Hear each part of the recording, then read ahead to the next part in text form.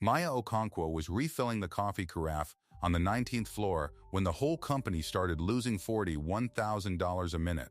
She didn't know that yet. Nobody did. She was just topping off the pot the way she did every night she stayed late, which was most nights. Down the hall, a senior engineer named Grant Sable held his empty mug out sideways without turning his head. He didn't say her name. He didn't say please. He just held it there, in the air, until she took it, because his eyes were locked on a screen that had gone the color of a wound. All red. Line after line of red. She took the mug. She always took the mug. 20 minutes later, the CTO swept into the war room, where 40 engineers sat staring at that same red screen. 40 people who had been paid a great deal of money to keep exactly this from happening. And he looked at all of them, and he smiled the smile of a man who has never once been wrong in a room with witnesses. And he said, in these exact words, "Fix our code by morning and keep your job. Any of you. The intern can keep the pot warm." And the room laughed. That's the part I need you to hold on to. 40 grown professionals. And they laughed. Now, cut to Maya's laptop. It's sitting closed on a table by the wall where nobody looks. On the lock screen, there's a single line of assembly language she wrote when she was 14 years old, on a refurbished machine in the back corner of a public library. And her hand, watch her hand, is already drifting toward a keyboard that no one in that building would ever think to offer her. Here's what none of them knew. Maya had seen this exact failure before. She'd seen it in her sleep. And it was not an accident. If you believe respect is earned in silence, this story is for you. Before we go further, subscribe, because stories like this one are the whole reason this channel exists. And do me a favor, comment the city you're watching from. I want to see how far this one travels tonight. Now let's go back to the beginning, and let's take it slow, because the slow part is where you learn who she was. Meridian Pay moved money for people the rest of the world forgot to pay on time. That was the pitch anyway. It was a fintech company in Austin, Texas. 19 floors up in a glass tower that turned gold at sunrise and blue at 2 in the morning. Their whole business was one thing done very fast. Gig workers, drivers, couriers, the people who bring your food and clean your short-term rentals. Those people got paid through Meridian. 380,000 of them. Every Friday, before dawn, the platform ran a giant batch of payments, and hundreds of thousands of ordinary people woke up to money in their accounts. Rent money, diaper money, gas to get to the next shift money. Maya understood that better than anyone on the 19th floor, because Maya had been one of those people. Not a driver, but close enough to the edge that she knew what a delayed deposit felt like in the stomach. She was 23. She'd been a contract intern for 3 months. $9 above minimum wage, no benefits, badge that only worked on certain doors. Her official duties were simple. Make the coffee. Escort visitors.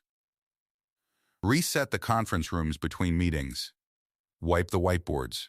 Straighten the chairs. Plug the cables back in. That was the job. That was what they trusted her with. But here is what Maya actually did, on her own time, that nobody asked for and nobody paid for. She read the code. All of it. Every repository the company had, she pulled down and read on her own laptop at night, the way other people read novels. She documented things. When she found a function with no explanation, she'd quietly write down what it did, so the next confused person would have a map. She kept a private notebook, a real paper one, of every system in the building and how they fit together. She knew the payout engine better than the men who were paid to own it, because they owned it and she studied it, and those are not the same thing. Nobody knew that. That was the arrangement, and she'd made peace with the arrangement a long time ago. There was a junior developer named Theo. Nice kid, first real job, terrified all the time. About a month before the night everything happened, Theo broke a build. Badly, he'd pushed something on a Thursday afternoon that took down the whole test environment, and everyone was going to see it in the morning stand-up, and he was sitting at his desk at 7 p.m. with his face in his hands, absolutely certain he was about to be fired. Maya was resetting the conference room next to him. She heard him breathing wrong. She didn't make a speech. She sat down at the empty desk beside his, and she said, "Walk me through what you changed." And he did, and in about 40 minutes, she found the mistake. A dependency he'd upgraded that broke 3 other things downstream, and she showed him how to unwind it, and she showed him why, so he'd never do it again. And when it was fixed, and the build went green, Theo looked at her like she'd pulled him out of a river. He said, "How do I thank you? Do I tell them you fixed it?" And Maya said, "Tell them you fixed it." Because she knew something about that building. She knew that if the intern fixed the build, it would become a funny little story about how even the coffee girl caught Theo's mistake. But if Theo fixed his own build, Theo became a developer who cleans up after himself. One of those stories helps a career. The other one ends at the water cooler as a joke. She gave him the good one. She kept nothing. That's who she was. I need you to sit with that for a second, because everything that comes later only means something if you understand it now. She wasn't waiting to be discovered. She'd stopped believing in being discovered. She had simply decided that the work was worth doing, whether or not anyone ever saw her do it. There was one thing, though, one small human thing, and I'm only telling you because it matters. On her phone, that same week, there was an email. She'd applied, quietly, the way she did everything, to a real engineering position. Not intern, engineer, at a different company. And the rejection came back automated, 3 sentences, and one of those sentences said, "We were unable to locate a completed degree on file." No degree on file. That was the whole reason, not the work, the paper. And here's the thing that would have made anyone who saw it stop cold. Right next to that email, if you'd been standing over her shoulder, you'd have seen the other tab she kept open. Her contributions graph. The little calendar of squares that shows every day a person writes code that the world uses. Most developers have a graph that looks like a sky with a few stars, some green here, a lot of gray. Maya's graph was a wall, a solid, unbroken, impossible green wall. Years of it. Every single day. No degree on file. And a wall of green. She looked at both of those things at the same time, and she put the phone in her pocket, and she went to reset conference room 19C. That's the last calm moment in this story. Remember the green wall. We'll come back to it. Now, the Friday. It started at 11 minutes past 2 in the morning. Payday Fridays were the one night everyone stayed. The big batch ran in the small hours so the money would land before dawn, and the whole senior team sat on standby in case something went wrong, which it almost never did. Maya was there too, because someone had to keep the coffee coming and the room stocked, and because there was nowhere she'd rather be than a building full of running systems. At 2:11 a.m., the payout engine died. Not slowed. Died mid-batch. The way you know a system has really died is the sound, or the lack of it. First, there's the soft chime of an alert, 1, and somebody says, "Huh." Then there are 3 more chimes on top of each other, and somebody stops typing. Then every phone in the room goes off at once, and the room goes very, very quiet, and then very loud. 380,000 people were not going to get paid at dawn. And it was worse than that because of the money. When Meridian failed to move a payment, it didn't just stall, it reversed. Fees flipped backward. Penalty clauses in a dozen contracts started ticking because Meridian had promised its clients, the platforms, the apps, that payments would clear, and every minute they didn't clear cost money. Somebody did the math fast and said it out loud, and the number was $41,000 a minute. That's what the bleeding cost. $41,000 every 60 seconds, dripping out of the company while the sky was still black. And there was a clock on top of the clock. At 9 that morning, 9 a.m., less than 7 hours away, The board was coming in for a demo. A funding round was on the table. Investors were flying in to watch Meridian's flawless machine run flawlessly. Dominic Hale, the CTO, had staked his entire reputation on that demo going perfectly. So now you have the whole shape of the trap. A dead engine, a bleed of 1,000 a minute, hundreds of thousands of real people who won't make rent, and a hard, immovable wall at 9 a.m., where the most powerful people in the company would see everything. The senior engineers went to work, and they went to work in exactly the wrong place. That's not an insult. It's just true. And it's the heart of what happened. They were smart, and they were credentialed, and they did what smart credentialed people do under pressure. They assumed the problem was where problems usually are. They started rolling back the most recent deployments, undoing the last few changes anyone had shipped. They started blaming the cloud provider, because it's always comforting to blame the cloud provider. Someone paged the database vendor and got a very sleepy engineer in another time zone who had no idea what they were talking about. They were treating a poisoning like a wound. They kept looking at the place where it hurt instead of the place where it started. Maya knew within about 90 seconds. She wasn't at a terminal. She was standing near the back, holding a fresh pot of coffee, looking at the same red screen everyone else was looking at. And she saw the shape of it. The way the failures clustered, the specific tables that went bad, and the specific ones that stayed clean. And she said it, out loud, not to anyone in particular, just the truth, spoken into the room the way you'd point at smoke. She said, "That's not a load failure. That's a poison migration. A migration, if you're not in this world, is a change to the shape of the database itself. The engine underneath the money. You do them carefully, one at a time, and a bad one is like a crack in a foundation. Everything above it looks fine until the weight comes down in the exact wrong way." Maya was saying, the ground moved. The thing you built on has a crack in it, and the Friday batch is the weight that found the crack. Stop looking at the walls. Look down. She was right.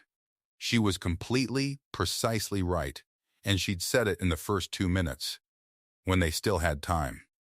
And a principal engineer near the front, not Grant, another one, heard the intern say a technical sentence and did what that building had trained everyone to do. He said, without even turning around, "Maya, we're a little busy. Can you get another pot going? Go make coffee." Nobody wrote it down. Nobody logged the sentence.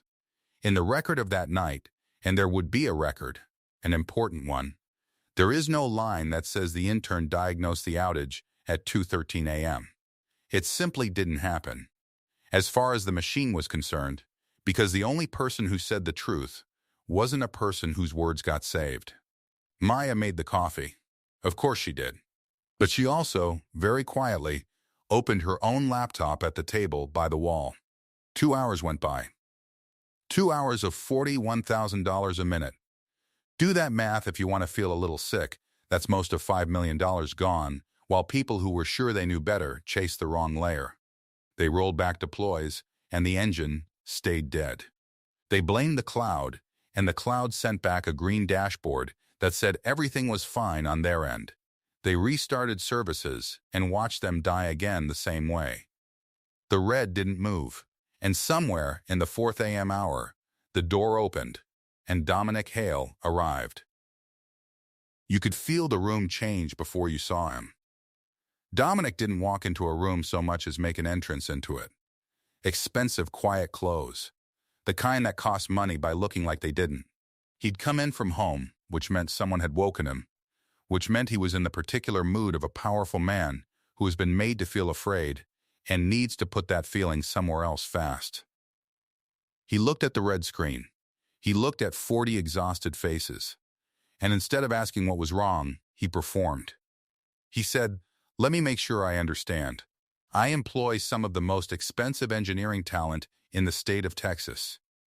And not one of you can fix a bug before my investors land." Nobody answered. There's no good answer to that. And then he delivered the line, the one I told you about at the start. He spread his hands, and he turned it into theater because he needed the fear in his chest to become a joke at someone else's expense. And he said, "Fix our code by morning and keep your job. Any of you, the intern can keep the pot warm." And the room laughed. I want to be fair about the laugh because it tells you everything. It wasn't cruel, most of it. It was relief. It was 40 terrified people who'd been drowning for 2 hours, suddenly handed permission to laugh at the one person in the room ranked below all of them. The laugh wasn't really at Maya. The laugh was at the floor, so they wouldn't have to look at the ceiling coming down. But it landed on Maya anyway. That's how it always works. The joke rolls downhill until it hits the person who can't roll it any further. And in the middle of that laugh, Grant Sable, the principal engineer, the celebrated one, the smartest man in every room and the first to tell you so, reached over without looking and held out his empty mug to Maya, in front of everyone, as if the CTO's little speech had been a bell, and the bell meant coffee. She took the mug. She didn't flinch. She didn't flush. 23 years old, and she took that mug with a stillness that, if any one of them had been paying attention, should have frightened them. Because it wasn't the stillness of someone who's been beaten down. Watch this closely. It was the stillness of someone who has decided something. There's a difference, and the difference is the whole story. She said nothing. She refilled the mug. She set it down by Grant's elbow. And she went back to the table, by the wall, and she sat down in front of her own laptop. And while 40 people laughed and one man gloated, she started, very quietly, to work. Here's what she did first, and I'm going to tell you exactly, because the exactly is the point. It's the part they said was impossible, and you deserve to see how it wasn't. She didn't touch the live system. That's the first thing a real engineer does. You don't operate on the patient by guessing. She built a sandbox, a little sealed copy of the world, running on her own machine, where she could break things without breaking anything that mattered.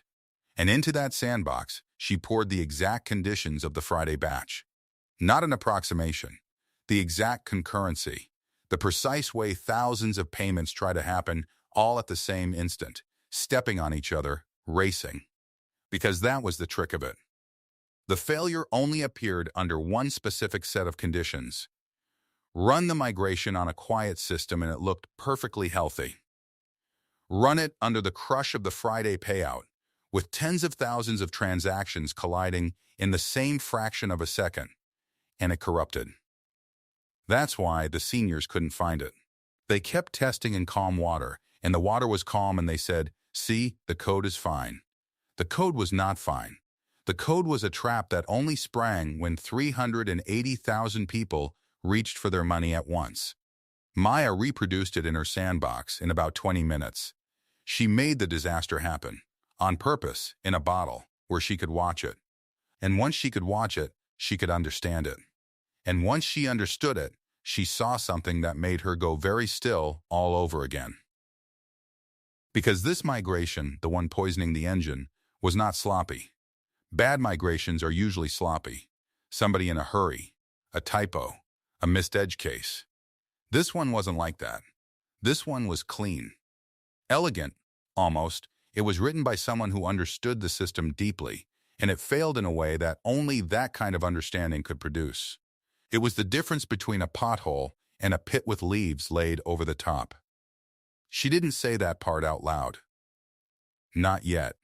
She filed it in the back of her mind, next to the notebook, next to the green wall, next to a terminal handle she'd carried since she was a girl. And she kept working. Across the room, one person had started to notice her. Renata Cho was the VP of engineering, which meant she was the one who actually had to fix this while Dominic performed and the seniors flailed. She was exhausted in the specific way of a competent person surrounded by chaos she didn't create. And somewhere around 4:30 in the morning, in the way you notice a small, steady thing in the middle of a loud one, she noticed that the intern at the back table wasn't panicking. Everyone else was pacing and paging and blaming.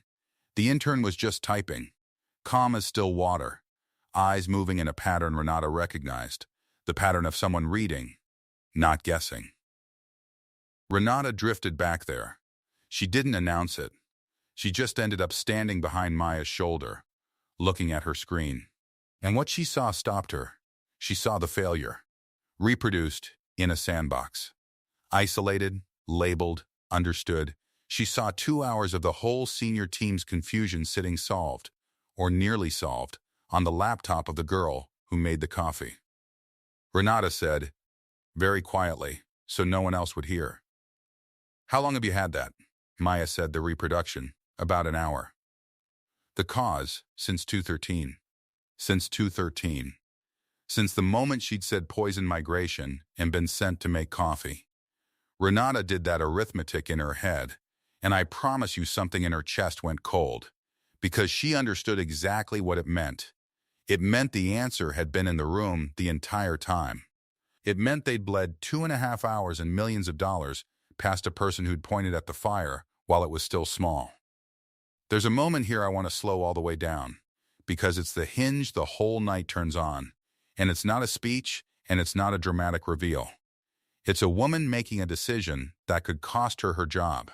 Renata Cho was tired, and she was fair, and she had spent her whole career deferring to the org chart, doing things the correct way, up the ladder and through the proper channels. The correct thing to do, the safe thing, was to go tell Dominic that the intern had something, and let Dominic decide. That's what the chart said to do. But it was 4:50 in the morning. The engine was still dead. The bleed was still bleeding. The board was coming in 4 hours. And the Safeway had already failed for 2.5 hours. So Renata did something that was not safe. She reached past Maya, and she pulled up a war room login on Maya's screen. Real credentials, real access to the actual system, the keys to the money, and she typed her own authorization into it. And she stepped back half a step, and she said one word. She said, "Show me." Not explain it to me. Not tell me what you think. Show me. Take the keyboard. Touch the real thing. Do it. And for the first time in 3 months, someone in that building had handed Maya Okonkwo a real problem, on purpose, and asked her to solve it. Now, before she touched a single key on that live system, something happened that most of the room missed, and I don't want you to miss it, because it's the third thread in this story and it's the one that pays off last. When Renata pulled up that login, Maya's own terminal was still open beside it, and in the corner of her terminal was her handle, the name she worked under, the name she'd chosen for herself a long time ago, back in that library, when she was a kid with a refurbished laptop, and no one to tell her she wasn't allowed. The handle was L. Onebury Ghost. Library, with the letter I written as a 1. Library Ghost.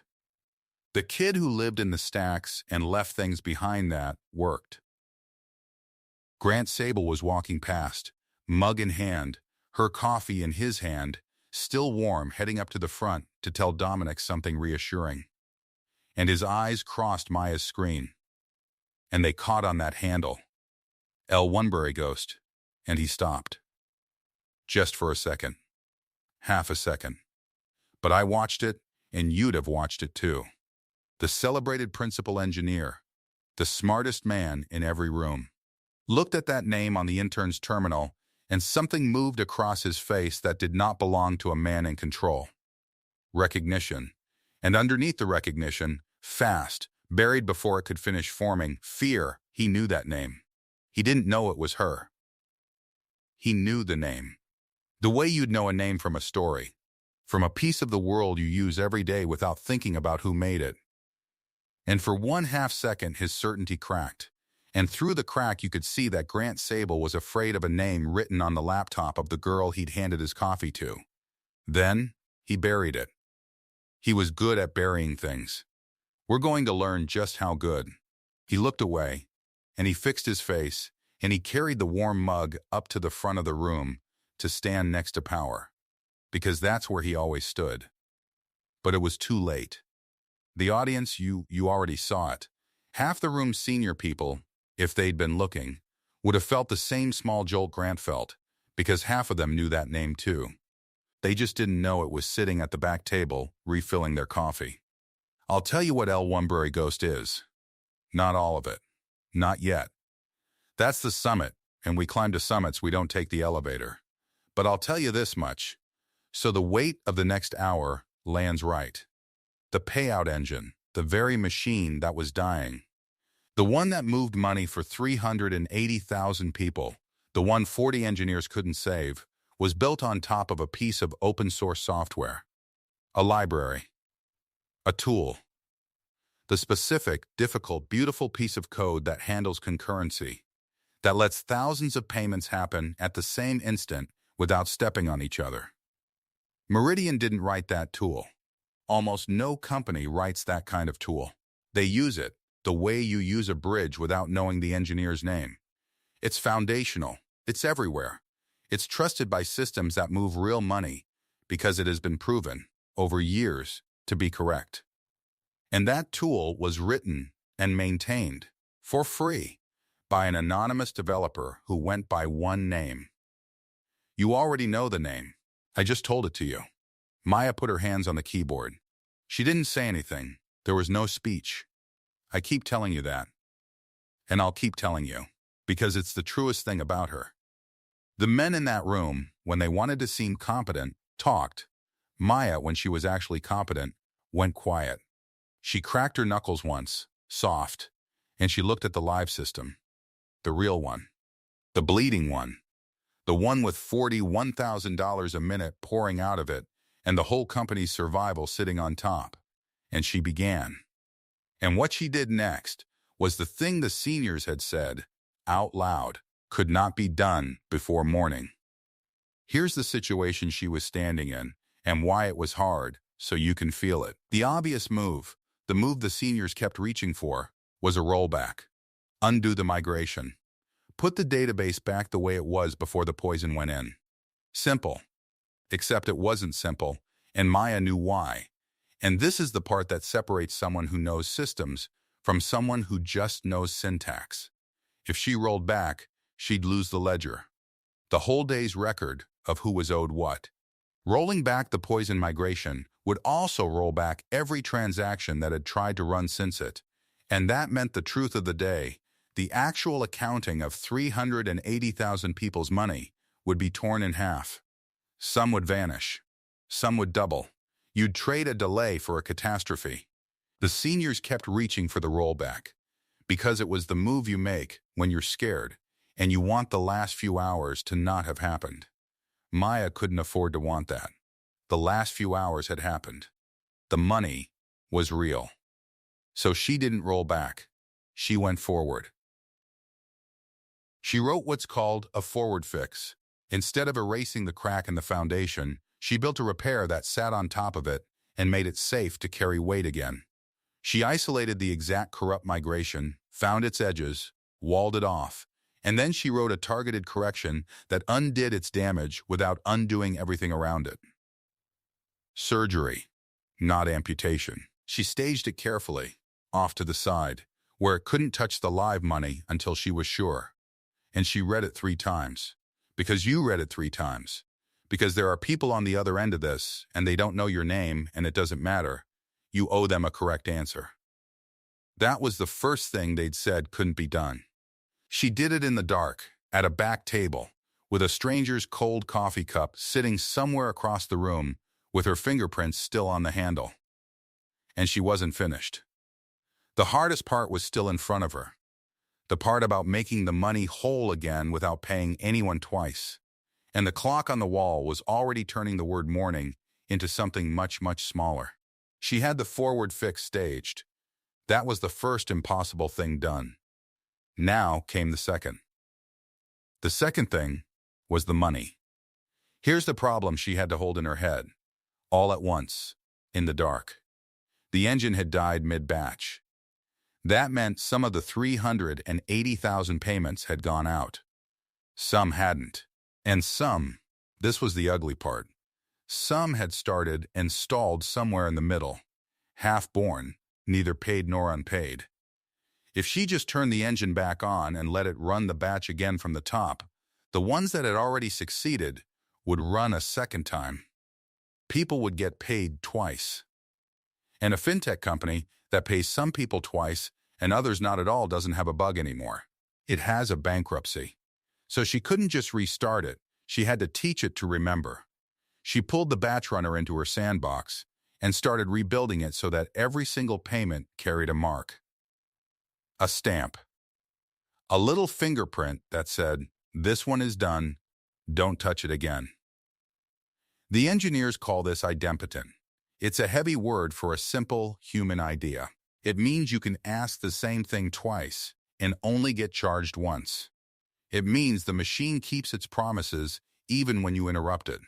The seniors had said that couldn't be done before morning, not because they were stupid, because doing it live, on a batch already half run, with real money in flight, that's like changing the tires on a truck that's still moving. You have to know exactly where every wheel is. Maya knew where every wheel was. She'd read this engine on her own time 3 months ago, on nights she wasn't paid for. She had a paper notebook, an actual paper notebook, in a backpack under her desk, where she'd drawn every system and how it fit the next one. She hadn't drawn it because anyone asked. She'd drawn it because she couldn't help it. Because that was the thing she did instead of sleeping. Her hands moved. Across the room, the noise kept going. Grant Sable had somebody paging the cloud vendor again. A junior was reading log lines out loud to nobody. Dominic Hale had gone down to the 18th floor to make a phone call he didn't want overheard, and you could feel the room breathe easier the second the elevator took him. Renata Cho stood near the window with her arms crossed and her eyes half closed, and every few minutes she'd look over at the back table where the intern was typing, and then she'd look away, because she didn't fully believe what she was letting herself hope. Maya finished the replay logic. She read it 3 times. People on the other end. You owe them a correct answer. Then she did the thing that separates the ones who can from the ones who talk. She didn't push it to the whole system and pray. She built a canary. A canary node is one small machine, off to the side, that you let run first. If the fix is poison, the canary dies alone and nobody else gets hurt. If the fix is good, the canary sings. Miners used to carry real birds into the dark for the same reason. Maya sent her forward fix and her idempotent replay to one node, 1, and she pointed it at a slice of the stalled batch, a few hundred payments, real ones, real people, and she held her breath and let it run. The room didn't know it was happening. That was the strange, quiet miracle of it. 40 engineers, a CTO, a principal, and the thing that was actually going to save them was a single machine humming in a rack somewhere, fed by a laptop on a back table by a woman whose name none of them had bothered to learn. The canary ran. Maya watched the numbers. Not the dollar bleed. She'd stopped watching that hours ago, because you can't work and grieve at the same time. She watched the completion count, 0, then it moved, 12, then 40, then 160, each one carrying its little stamp. Done, don't touch me again. No doubles, no skips. The stalled ones, the half-born ones, picking themselves up off the floor and finishing. It held. She sat back 1 inch, just one. Then she widened it. You don't celebrate a canary, you widen it. She took the fix off the one node and let it out to a handful more, and then to a cluster, watching the whole time for the shape of a new failure. Because the arrogant thing, the thing that kills you, is assuming the small success guarantees the large one. It doesn't. The batch's exact concurrency was what had broken the migration in the first place. The failure only showed its teeth under Friday's full load. So she brought the load up slow. On purpose. She turned the volume up the way you'd walk toward a dog you weren't sure of. The payments resumed. Not all at once. In a rising tide. The engine, walled off from its own poison, replaying clean, started clearing the backlog it had been choking on since 2011. 380,000 people, most of them asleep, most of them not knowing a machine in Austin had nearly eaten their rent, started, one by one, getting paid. Renata saw it first. Of course she did. She'd been watching the wrong dashboard out of habit, the big one on the wall. And the big one on the wall suddenly stopped being red. The bleed rate, $41,000 a minute, dropped, fell, went to a trickle, went to nothing. She uncrossed her arms. "Who's on the engine?" she said, not loud. "Who pushed to the engine?" Nobody answered, because nobody had. That was the point. The seniors were still 3 layers away, arguing about a rollback that would have torn the day in half. Renata already knew the answer. She walked to the back table. She stood behind Maya's shoulder, and she looked at the screen. And she looked at the completion count climbing. And she looked at the elapsed timer Maya had left running in the corner out of pure engineer's reflex. The timer that had started when Renata slid her the login and said, "Show me." Renata read it out loud. Her voice did something strange when she did. It cracked, just slightly, the way a voice cracks when the thing it's saying is bigger than the room is ready for. 58 minutes, she said. The war room heard it. Not because she'd shouted, because the room had gone quiet on its own, the way a room does when the animal part of you senses a change in the weather. 58 minutes, Renata said again, louder now, turning, the engine's back. Payments are clearing. 58 minutes ago, I gave the intern a login. You could hear the air conditioning. Somebody, one of the juniors, a kid named Theo, who a month ago had a broken build that a stranger fixed for him in the dark and let him keep the credit, Theo stood up. He didn't say anything. He just stood, the way you stand at the end of certain kinds of music, before you even know you're doing it. And that was the moment it started to turn. Not with a speech, with a number, and a boy standing up. Then the elevator opened, and Dominic Hale walked back in to gloat. He'd been on the phone reassuring somebody, an investor, a board member, God knows, that his team had it handled, that these things happen, that by the 9 a.m. demo it would all be a story they'd laugh about. He came in with his shoulders already set for a victory he assumed his seniors had won without him. And he opened his mouth to take the credit for it, and he stopped. Because the room wasn't looking at him. The room was looking at the back table. What, Dominic said. What happened? Grant. What happened? Grant Sable turned around. And here is where the night changed its shape a second time. Because Grant Sable did not look like a man who'd just been saved. He looked like a man who'd just heard a door open behind him in an empty house. Grant started. He looked at Maya's screen. He'd been avoiding it for an hour. Now he made himself look, and the color went out of his face by degrees. Someone patched the engine live. That's reckless. We don't know what it did to the ledger. We need to close the incident and audit before we trust any of this. I'll take it from here. He moved toward the table. Fast. Too fast. He reached for the incident controls, the button that force closes an outage, seals it, files it, ends the investigation. He wanted it closed. He wanted it closed right now, tonight, before anyone with time and daylight could look at how the failure had actually been born. But Maya had already looked. Because that's what she did. While the seniors chased the cloud vendor, while she was building the fix, she'd done the thing that comes automatically to a certain kind of mind. She'd asked how. Not just how do I stop the bleeding. How did the wound get here? She was writing the post-mortem in her head the whole time, because you cannot fix a thing you don't understand. And to understand this migration, she'd had to find where it came from. She'd pulled its history. She'd read its birth certificate. And its birth certificate was wrong. Don't close it, Maya said. It was the first full sentence she'd spoken to the room since 2:11 a.m. Since she'd murmured, "That's a poison migration," and been sent to make coffee. Her voice was quiet. It carried anyway, the way quiet does when everyone's already holding still. Grant's hand stopped over the button. "I'm sorry?" he said. And there was a warning in it. The tone a senior uses on a junior, the tone that has ended 100 careers by making the junior doubt what they can plainly see. Maya didn't doubt what she could plainly see. She turned her laptop. She put it up on the shared screen, the big one, the one that had been red all night, 40 faces lit blue by it now. And she brought up the history of the migration, the commit trail, the record every piece of code keeps of who touched it, and when and what they changed. This migration, she said, the one that killed the engine.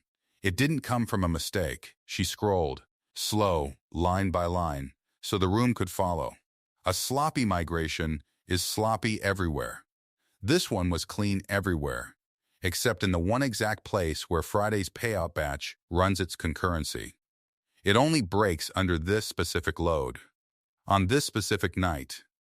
It's not sloppy. It's precise. Somebody built it to look fine every day of the week and fail on the one night that would cost the most. The room did not breathe. It was signed by a service account, Maya said. An automated account. No human name on it. Which is how you'd hide it if you wanted to hide it. She scrolled again. But service accounts don't rewrite history at 4:30 in the morning 3 months ago. People do. And the history was rewritten. Someone went back and cleaned the trail. They just didn't clean the timing. She stopped scrolling. She didn't point at anyone. She didn't say a name. She just left it on the screen. The timestamps. The rewrite. The shape of a deliberate hand. And she said 4 words. This wasn't a bug. Grant Sable laughed. It was a bad laugh. It came out too high. You're an intern, he said. You've been here 3 months. You're going to stand there and read tea leaves off a commit log and accuse.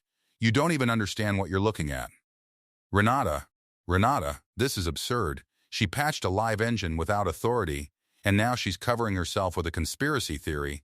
I gave her the authority, Renata said. Flat, done. She said it like a woman setting down something heavy she'd been carrying too long.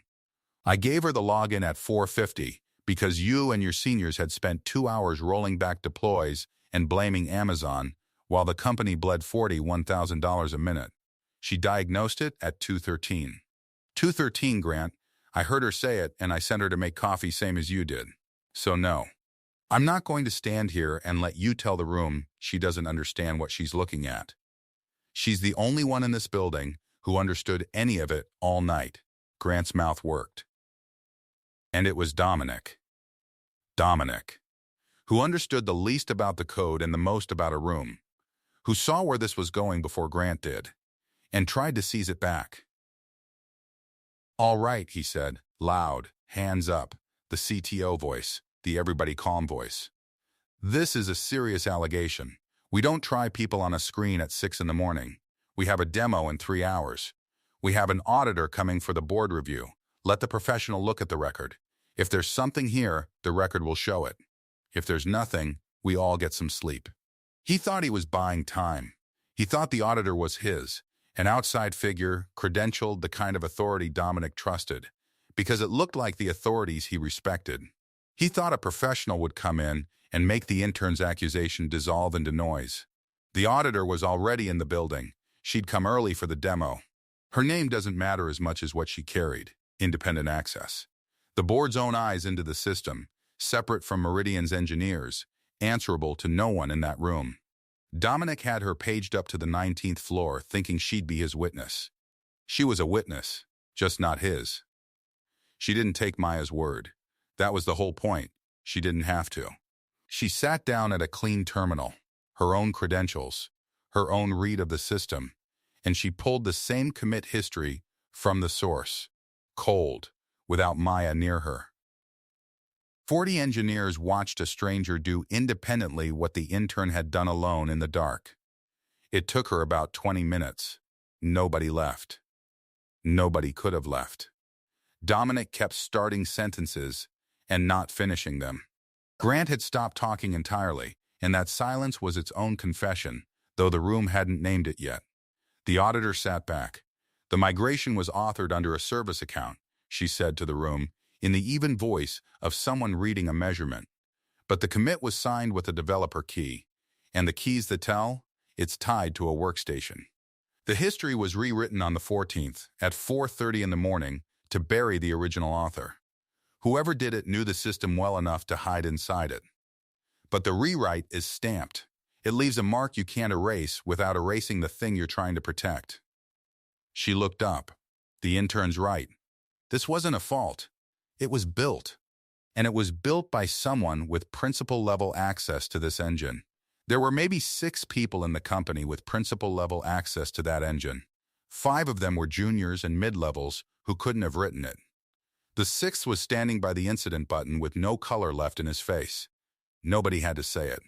The record said it. That was the thing Maya had understood that Dominic never would. She hadn't needed to win an argument. She'd only needed to show the room where to look and let a qualified stranger confirm it from above, so that it wasn't the intern's word against the principal's. It was the truth's word, and the truth doesn't have a job title anyone can wave away. Grant Sable sat down, not because anyone told him to, because his legs did it. And then the last thing came apart. The thing under the thing. The reason his face had drained the second he first saw her screen an hour ago.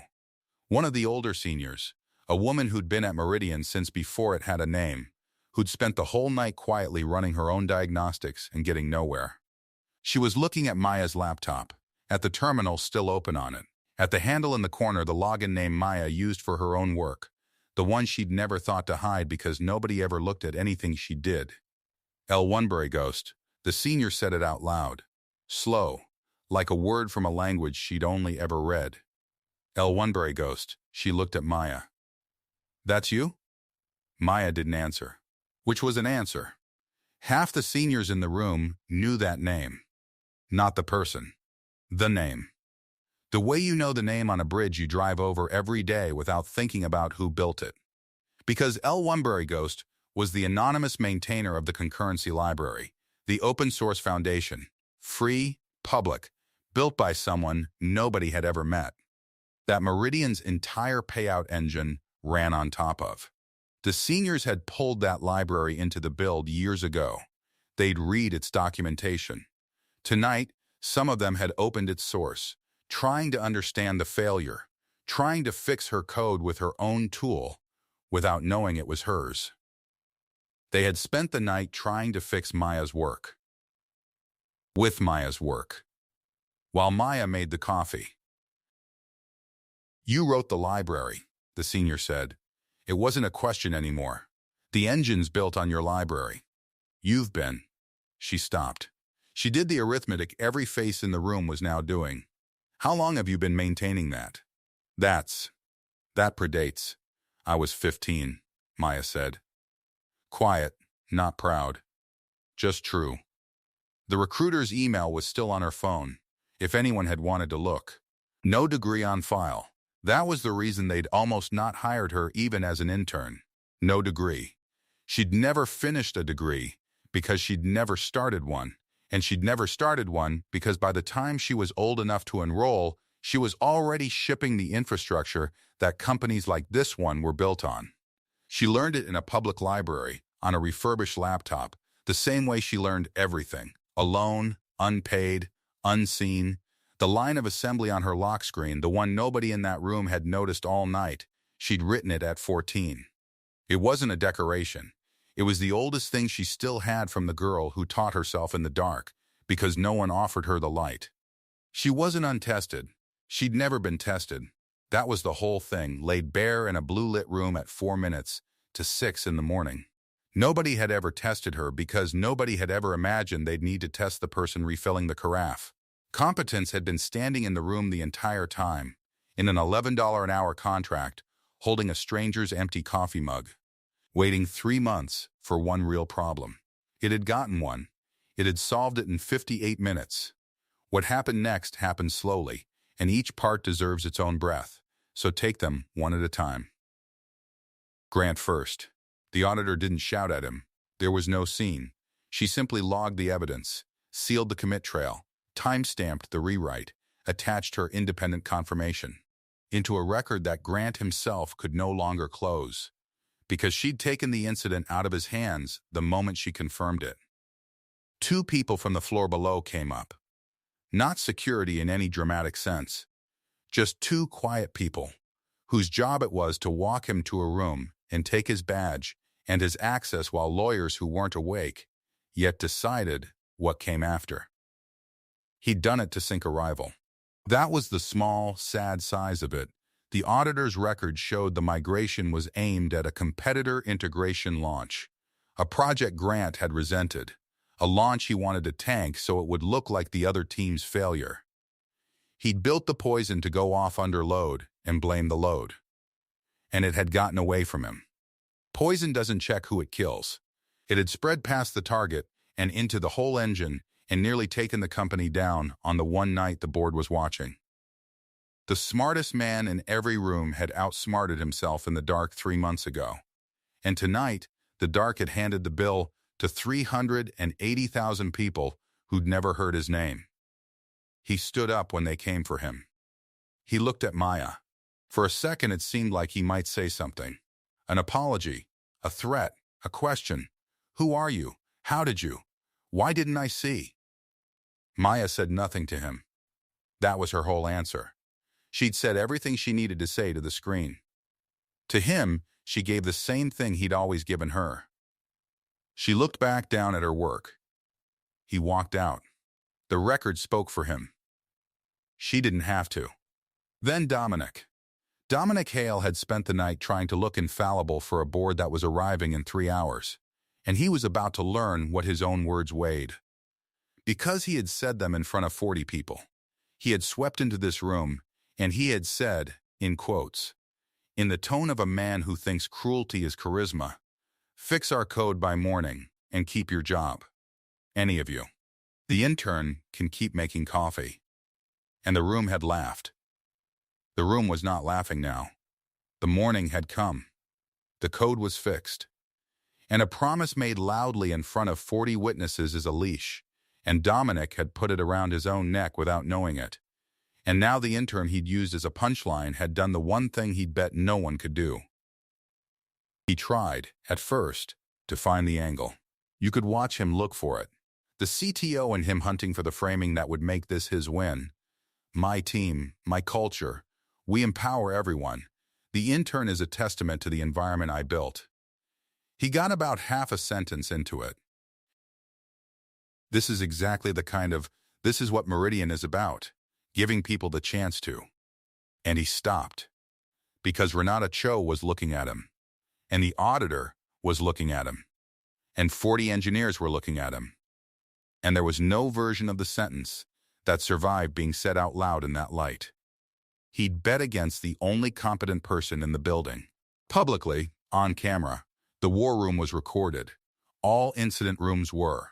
And the recording had the sneer on it in his own voice, time-stamped 40 witnesses deep, right before the woman he'd mocked saved the company he was trying to sell.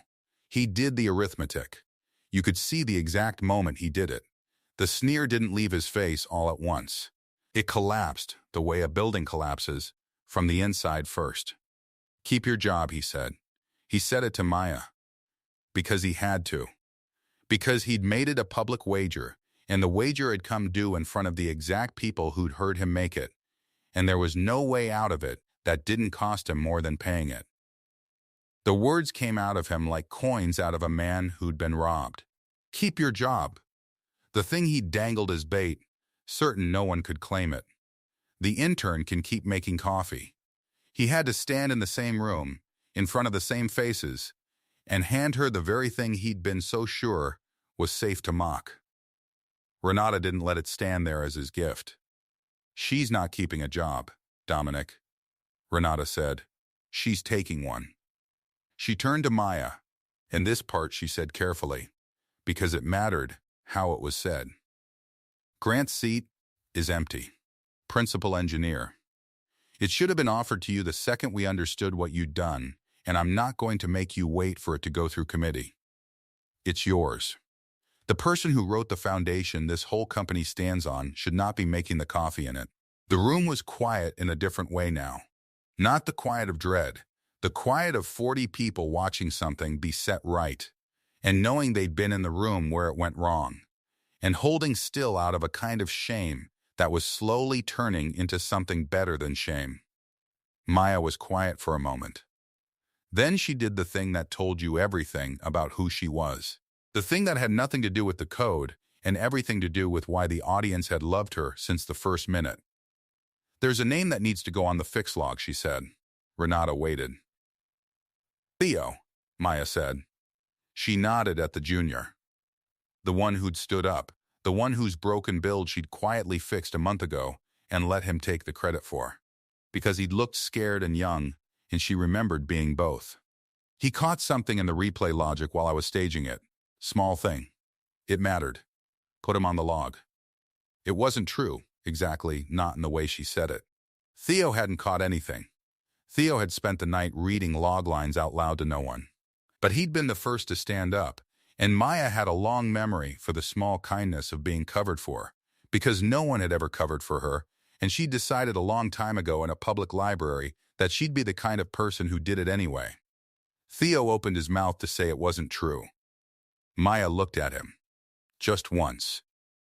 And he closed it. And he understood, maybe for the first time in his young career, what it costs to be given something you didn't earn, and what you owe after, which is to become the kind of person who could have. "Put him on the log," Maya said again. And Renata, who understood exactly what was happening and exactly why, wrote it down. That was the reward the money couldn't touch. Not the title. Not the seat. The fact that the first thing she did with real power, the very first thing, after a night of being made invisible, was to make someone else visible. The demo went fine, by the way. 9 a.m. came, and the board saw an engine that ran clean, and they never fully understood how close it had come. Because that's how it always is. The disasters that get stopped in the dark don't get names. Dominic ran the demo. He was good at demos. He smiled and he gestured, and the board nodded. And less than 7 hours after the whole thing nearly died, 380,000 people were paid. On time. Correct. Not one of them twice. None of them will ever know her name. That's the part she'd made her peace with a long time before that night. The people on the other end don't know your name, and it doesn't matter. You owe them a correct answer anyway. Now the morning, 6 weeks on. Sunrise over Austin comes up pink and slow through the 19th floor glass. The same floor where a woman once refilled a carafe while the company lost $41,000 a minute behind her back. The light comes across the room, and it lands on the coffee station in the corner, where the carafe sits full and warm and untended. Because there's a service that resets the conference rooms now, and nobody's job is invisible in quite the way hers was anymore. She made sure of that. It was the second thing she changed. The first thing she changed has her name on it. The Incident Response Charter, the document that says who gets listened to in the dark and how, and why the person who diagnoses the failure at 2:13 in the morning does not get sent to make coffee. She wrote it. Her name is on the top of it. Not El Wumbury Ghost. Maya Okonkwo. She decided the ghost had been in the library long enough. She has a desk now. It faces the window. On the lock screen of the laptop, still, is a single line of assembly she wrote at 14. And now and then a new engineer notices it and asks what it does, and she tells them, and watches their face change. Renata stops by with 2 coffees. She sets one down. She doesn't say much most mornings. But this morning she stands at the glass for a second, with the sunrise on her face. And she says the only thing that ever really needed saying about that night. And she says it dry. The way you say a thing you'll be a little ashamed of for the rest of your life. You said it out loud at 2 a.m., Renata says. And we told you to make coffee. Maya smiles. She doesn't rub it in. She's not built that way. You listened at 4:50, she says. That's the part that counted. And that's the whole thing, really. That's what the night was about. Under the money and the sabotage and the 58 minutes. Competence doesn't need permission to be real. It was real at 2 a.m. when they laughed at her, and it was real at 14 in a public library, and it was real the whole 3 months she carried it around in a paper notebook nobody asked to see. The only thing that ever changed was the room. All it took, in the end, was a room honest enough to look. She turns back to the window. The carafe steams in the corner, full, warm, waiting for anyone. Below, a city wakes up and gets paid, and doesn't know why that's not a miracle this morning. If this one traveled far enough to reach you, comment the city you're watching from. I want to see how far she goes.